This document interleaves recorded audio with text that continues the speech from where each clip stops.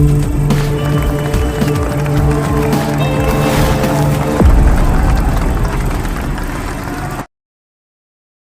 Friends, Eagle ఓటీటీపై big twist అయితే ఇచ్చింది. అది రవితేజ ఫ్యాన్స్కి దిమ్మ తిరిగే షాక్ అనే చెప్పొచ్చు. సో ఈరోజు వీడియోలో ఈ అప్డేట్ ఏంటో తెలుసుకుందాం. సో వీడియోని ఎవరైతే కొత్తవారు చూస్తున్నారో, ముఖ్యంగా మూవీ అప్డేట్స్ కోసం మన ఛానల్ తప్పకుండా అయితే సబ్స్క్రైబ్ చేసుకోండి.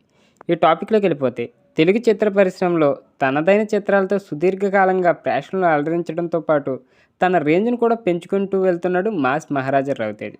ఇక హిట్లు పాపులతో ఏమాత్రం సంబంధం లేకుండా సినిమాలు చేస్తూ వస్తున్న ఈ స్టార్ హీరో ఇటీవల కాలంలో పెద్దగా ఫామ్లో లేడు. దీంతో ఈసారి ఎలాగైనా సక్సెస్ సాధించాలన్న పట్టుదలతో ఈగల్ మూవీ అయితే చేశాడు.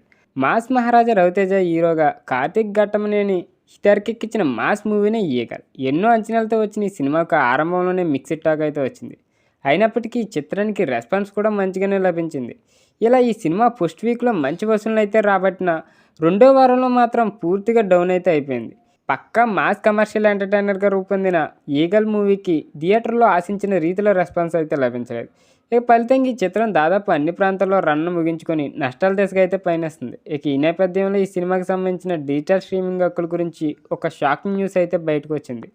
క్రేజీ కాంబినేషన్లో రూపొందిన ఈగల్ మూవీ ఓటీటీ స్ట్రీమింగ్ గురించి ఎన్నో రకాల చర్చలు జరుగుతున్నాయి.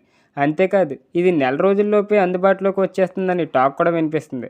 ఇక ఈ నేపథ్యంలో అసలు ఈ సినిమాకి సంబంధించిన డిజిటల్ స్ట్రీమింగ్ డీల్ ఇంకా పూర్తి కాలేదని తాజాగా ఒక ఆసక్తికరమైన వార్త అయితే వైరల్ అవుతుంది.